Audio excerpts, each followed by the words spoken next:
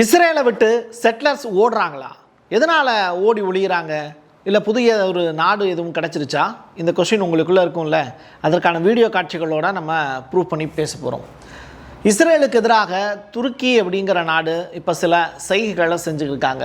கிட்டத்தட்ட இது போருக்கு சமமானதா அப்படிங்கிற கொஸ்டின். துருக்கியினுடைய அதிபர் எர்டகன் டைரக்டாக பாகிஸ்தானில் போர் நிறுத்தம் தொடர்பான பேச்சுவார்த்தைகளில் ஈடுபட்டுக்கிட்டு இருக்கும் போதே இஸ்ரேலை வசைபாடுனவர். அப்படிப்பட்டவர் இப்போ அமெரிக்கா சம்பவம் பண்ண போகிறாங்கன்னா எதிர்த்தாப்பில் அவர் சில விஷயங்களை செய்யணும்னு ஆசைப்படுவார்ல, அதைத்தான் இப்போ செய்ய போகிறாராங்கிற கொஸ்டின் மார்க்கு. அதற்கான பதில் தான் இந்த வீடியோ. டீட்டெயில்டாக பேசுவோமா? வாங்க பார்க்கலாம் உறவுகளே. இது பிரசாத் சிக்னேச்சர். 10 மற்றும் 12ஆம் வகுப்பு முடித்த இளைஞர்களுக்கு ஒரு பெரிய வாய்ப்பு. 40 வயதுக்குட்பட்ட நபர்கள் அனைவரும் பங்கு பெறலாம். 3 மணி நேரத்தில் மீடியா துறை பற்றிய அத்துணை விடயங்களும். வாங்க புதியதொரு துறையில் கலக்கலாம். உடனே முன்பதிவு செய்ய 94493594 என் நம்பருக்கு காண்டாக்ட் பண்ணுங்கள். இந்த செட்லர்ஸ் அப்படிங்கிற நபர்களை பற்றி முதல்ல உங்களுக்கு விளக்கி சொல்லிடுறேன். அதாவது வெஸ்ட் பேங்க் அப்படிங்கிற ஏரியா, மேற்கு கரை அப்படின்னு சொல்லுவாங்க, காசாவுக்கு பக்கத்தில். அங்கே பாலஸ்தீனியர்கள் குடியிருக்கக்கூடிய பகுதி. ஒட்டுமொத்த லேண்டுமே பாலஸ்தீனியர்களுக்கு சொந்தமானது. அங்கே இருக்கக்கூடிய ஆலிவ் மரங்கள் மூலியமாக தான் நீங்கள் உங்களுடைய குழந்தைகளுக்கு பயன்படுத்தக்கூடிய ஆலிவ் எண்ணெயெல்லாம் அந்த மரங்கள்ல இருந்து தான் தயாரிக்கப்படுது. அந்த மரங்களை அவங்க தாய் மரமாக நினச்சி வளர்த்துக்கிட்டு இருக்காங்க. இந்த செட்டிலர்ஸ்லாம் என்ன பண்ணுவாங்கன்னா, அந்த மரங்களை பிடிச்சி தொங்குறது, அந்த மரக்கிளைகளை வெட்டுறது, மரங்களை எரிக்கிறது உள்ளிட்ட விஷயங்களை ஈடுபடுவாங்க. பாலஸ்தீனத்தில் மேற்கு கரையில் இருக்கக்கூடிய ஆடு மாடுகளை ஓட்டிகிட்டு போகிறது, மேய்ச்சலுக்கு போன நிறையா விலங்குகளை ஓட்டிகிட்டு போயிடுவாங்க. இப்படிப்பட்ட வேலைகளையெல்லாம் இந்த செட்டிலர்ஸ் செய்வாங்க. இவங்களை இந்த வேலைக்காக தூண்டி விட்டுறது யாருன்னா இஸ்ரேலுடைய ஐடிஎஃப் படை. துப்பாக்கிகள் கொடுத்து பாலஸ்தீனியர்களை அந்த இடத்த விட்டு அப்புறப்படுத்த வைக்கிறது தான் இவங்களுடைய வேலை. இதனால் இந்த செட்டிலர்ஸ் அப்படிங்கிற அதிபயங்கரமான குற்றவாளிகளை உலகத்தின் பல்வேறு நாடுகள் பாஸ்போர்ட்டை இவங்களுக்கு கொடுக்கக்கூடாதுன்னு பேன் பண்ணி வச்சுருக்காங்க, அமெரிக்கா உட்பட. அமெரிக்காவில் செட்டிலர்ஸுக்கு அங்கீகாரம் கிடையாது, ரைட்டா? இப்படிப்பட்ட சுச்சுவேஷனில் இந்த செட்டிலர்ஸ் அவங்களுக்குன்னு ஒரு லேண்டு உருவாகணும் அப்படிங்கிறதுக்காக அடுத்த கட்டமாக முயற்சி எடுக்கிறாங்க. அதில் ஒரு பகுதி தான் நாட்டை விரிவாக்கக்கூடிய இஸ்ரேலுடைய திட்டம். லெபனானை நோக்கி இவங்க ஓடுறாங்களோ அப்படிங்கிற டவுட் இருக்குது. எப்போவுமே இந்த மாதிரியான இஷ்யூஸ் வரும்போது அவங்க சைப்ரஸ் நாட்டை நோக்கி ஓடுவாங்க. அதுதான் அவங்களுக்கு பக்கம். இப்போ லெபனானில் கிட்டத்தட்ட ஆக்கிரமிப்பு பிரதேசமாக இஸ்ரேல் உருவாக்கிட்டாங்க. அந்த இடத்த நோக்கி இப்போ ஓடுறாங்களோங்கிற டவுட் இருக்குது. அது தொடர்பான காட்சிகளும் நம்மகிட்ட சிக்கியிருக்கு.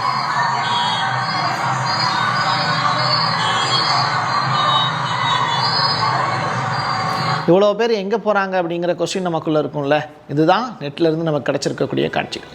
எல்லா நாடுகள்கிட்டையுமே நீர்மூழ்கி கப்பல்கள் இருக்குது. பட் அதை எப்படி பயன்படுத்துகிறாங்க, யாருக்கு எதிராக பயன்படுத்துகிறாங்க அப்படிங்கிறது தான் இங்கே முக்கியமானது. துருக்கியினுடைய அரசு இப்போது ரீஸ் வகையிலான நீர்மூழ்கி கப்பலை தேடல் மற்றும் மீட்பு கமாண்டோக்கள் அடங்கிய ஒரு குழுவை இப்போது கருங்கடல் மற்றும் மத்திய தரைக்கடல் பகுதியில் நடவடிக்கைகளை மேற்கொள்வதற்கு இறக்கி விட்டுருக்காங்க.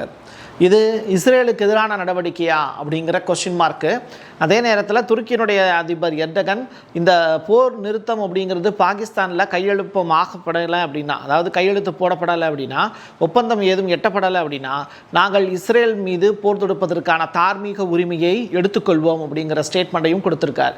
அதனுடைய வெளிப்பாடு தான் இந்த காட்சிகளா அப்படிங்கிறத நீங்கள் பாருங்கள். இதுதான் துருக்கியினுடைய அந்த நீர்மூழ்கி கப்பல் போயிட்டு இருக்கக்கூடிய பகுதி. இது தொடர்பான காட்சிகள் எல்லாமே நம்மகிட்ட சிக்கியிருந்தது. அதை தான் உங்களுக்கு நான் காண்பிக்கிறேன். ஈரான் மீதான முற்றுகையை இப்போ அமெரிக்கா அறிவித்ததை அடுத்து ஒரு பேரல் எண்ணெய் விலை அப்படிங்கிறது $103 வரைக்கும் எகிரிடுச்சு. அப்போது மறுபடியும் போர் வருது அப்படிங்கிறத இந்த சந்தையில் வேலை பார்க்கக்கூடிய நபர்கள் எல்லாமே, வாங்குறவங்களும் விற்கிறவங்களும் உணர்ந்திருக்காங்கங்கிறது இதன் மூலிமா புரியுது. கடற்படை முற்றுகை அச்சுறுத்தல் நிதி சந்தையில் புதியதொரு கொந்தளிப்பை ஏற்படுத்தியிருக்கு அப்படிங்கிறத ஏஷியாவோட பங்கு சந்தைகள் நிரூபிக்குது.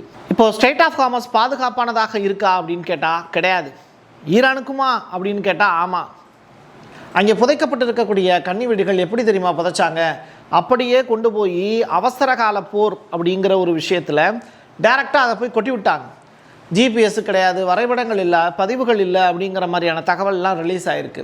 ஸோ கன்னிவெடிகள் கப்பலுக்கு வெளியே அப்படியே கொட்டப்பட்டதாக வெளியாக இருக்கக்கூடிய தகவலில் எந்த அளவுக்கு உண்மை இருக்குது அப்படிங்கிறது நமக்கு தெரியலை. ஆனால் மிசைல் மூலியமாகவே கன்னிவெடிகள் புதைக்கப்பட்ட நிகழ்வுகளும் அரங்கேறிச்சு. இது எல்லாமே ஈரான் தான் செஞ்சாங்க. இப்படிப்பட்ட சுச்சுவேஷனில் அந்த பகுதியில் எந்தெந்த இடத்துலலாம் கன்னிவெடிகள் இருக்குது அப்படிங்கிற அடையாளம் இல்லாமல் இருக்குது. ரெண்டாவது அது மிதந்து ஒவ்வொரு இடத்துல இருந்து இன்னொரு இடத்துக்கு ஸ்கிப் ஆகி போயிடுச்சு அப்படிங்கிறாங்க. இப்படிப்பட்ட சுச்சுவேஷனில் அதை மீட்கிறது, அதை எடுக்கிறது அப்படிங்கிறது டஃப்பான விஷயமா ஈரானுக்கே இருக்குது அப்படிங்கிறாங்க. இது ஈரானிய கப்பல் கூட போகிறதுக்கு முடியாது அப்படிங்கிறாங்க. அந்த அளவுக்கு பாதிப்பை ஏற்படுத்திவிடும் கன்னிவெடிகள் அப்படிங்கிற சுச்சுவேஷனில் இப்போது உலக நாடுகள் தங்களுடைய கப்பல்கள் அனுப்புறதுக்கு பயந்துட்டு இருக்காங்க.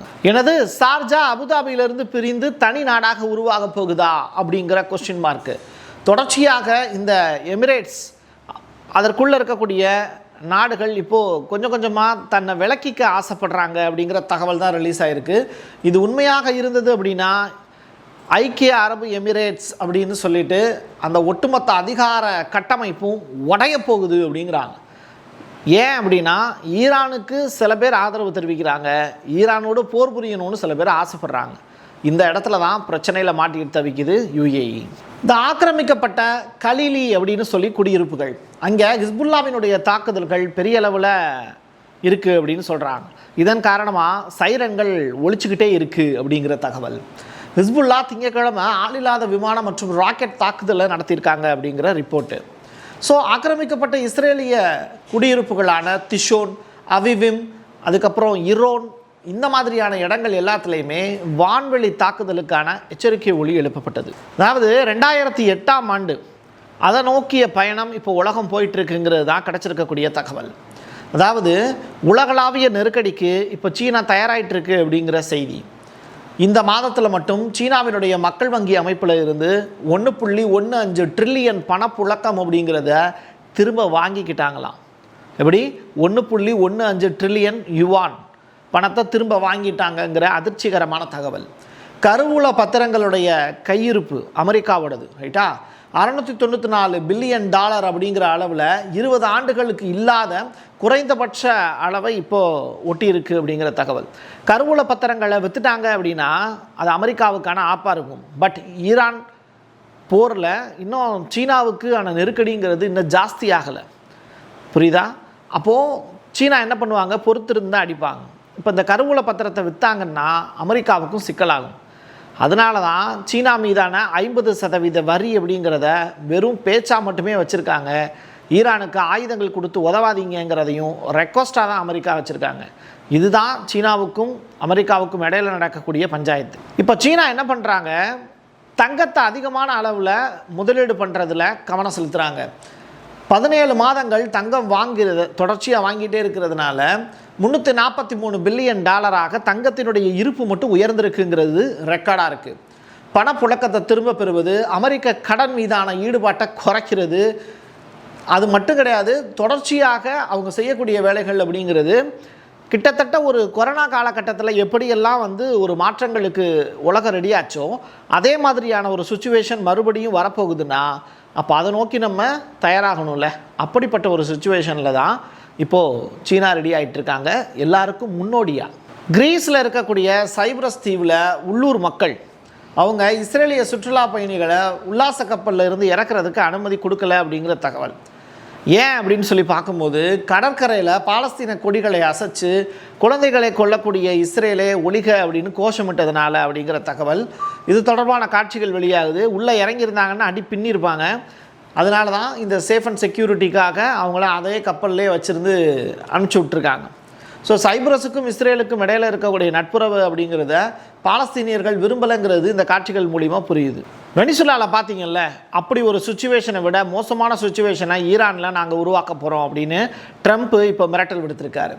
நாங்கள் ஈரானை முற்றுகையிடப் போகிறோம், ஒரு முழுமையான முற்றுகையாக இருக்கும், உள்ளே எதுவும் போகாது, போச்சு அப்படின்னா எதுவும் திரும்பி வராது அப்படிங்கிற அளவுக்கு ஒரு காட்டமான பதிலை ட்ரம்ப் அவர்கள் விடுத்திருக்காரு. அது மட்டும் கிடையாது, ஒரு தீவிரமான ஒரு போராக இது இருக்க போகிறது. ஒரு பிரம்மாண்ட கடற்படை ஈரானை நோக்கி சென்று கொண்டிருக்கிறது அப்படிங்கிற தகவலையும் ரிலீஸ் பண்ணியிருந்தார். இது காலையிலேயே சென்காமினுடைய ரிப்போர்ட் அடிப்படையில் நான் உங்களுக்கு சொல்லியிருந்தேன். இப்போது ட்ரம்ப் அஃபீஷியலாக அனௌன்ஸ் பண்ணிக்கிட்டு இருக்கார். எது எப்படியோ ஒரு பெரிய வாரம் நோக்கி நம்ம முன்னேறி போயிட்டுருக்கோம். நடக்கக்கூடிய தகவல்களை உண்மைத்தன்மையோடு நீங்கள் தெரிஞ்சுக்கணுன்னா பிரசாத் சிக்னேச்சரை சப்ஸ்கிரைப் பண்ணிக்கோங்க. அவ்வப்போது டெய்லி ஒரு வீடியோ நம்ம சமத்துவம் சிக்னேச்சர்லையும் அப்லோட் பண்ணுவோம். அதையும் பார்க்க தவறாதீங்க. என் கையெழுத்து என் மக்களுக்கானது உறவுகளே. மீண்டும் ஒரு பதிவில் சந்திக்கலாம். நன்றி, வணக்கம். 10 மற்றும் 12ஆம் வகுப்பு முடித்த இளைஞர்களுக்கு ஒரு பெரிய வாய்ப்பு. 40 வயதுக்குட்பட்ட நபர்கள் அனைவரும் பங்கு பெறலாம். 3 மணி நேரத்தில் மீடியா துறை பற்றிய அத்துணை விடயங்களும். வாங்க, புதியதொரு துறையில கலக்கலாம். உடனே முன்பதிவு செய்ய 9449359249 என் நம்பருக்கு காண்டாக்ட் பண்ணுங்க. உங்களுடைய தொழில் சம்பந்தமான விளம்பரங்களை நமது சேனலில் ஒளிபரப்ப உங்களுக்கான அருமையான வாய்ப்பு. Prasad signature media broadcasting private limited. நீங்க நியூஸ் ரீடரா மாறணுமா, கண்டென்ட் கிரியேட்டரா உருவாகணுமா, சேட்டலைட் சேனல்ல ரிப்போர்ட்டரா வேலை பார்க்கணுமா, டாக்குமெண்ட்ரி மேக்கிங்ல இருந்து ஜேர்னலிசம் பற்றிய முழுமையான பயிற்சி பெற உங்களுக்கான அருமையான வாய்ப்பு. எங்களை தேடி வாங்க.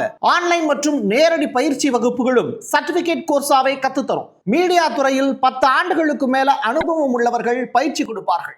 வாய்ஸ் ஓவர் தொடங்கி வாய்ஸ்லெஸ் பீப்புளுக்காக உங்களை சிறந்த ஜேர்னலிஸ்டா உருவாக்க வேண்டியது எங்களோட பொறுப்பு. ஸ்கூல்ஸ் அண்ட் காலேஜஸ்ல ஜூனியர் ஜேர்னலிஸ்ட்ங்கிற பேர்ல ஒர்க் ஷாப்பும் கண்டக்ட் பண்ணி கொடுக்கிறோம். மோட்டிவேஷனல் ஸ்பீக்கரா கடந்த 15 ஆண்டுகளா கல்வி நிறுவனங்களுக்கு நிகழ்ச்சிகளும் நடத்தி தரோம். தொடர்புக்கு 9944790333 94493594 prasadsignature@gmail.com. நமக்குன்னு ஒரு வீடு, அது எல்லாரோட வாழ்நாள் கனவு. ஒரு முறை தான் முடிவெடுக்க போறீங்க, அதை சரியாயிடுங்க. கிரியேட்டர் கன்ஸ்ட்ரக்ஷன்ஸ் உங்களோட கனவு இல்லத்தை சூப்பர்வா டிசைன் பண்ணி அழகா கட்டித்தராங்க. இன்டீரியர் டிசைன்லையும் இவங்க தான் டாப். North west interiors. தொடர்புக்கு 7299079991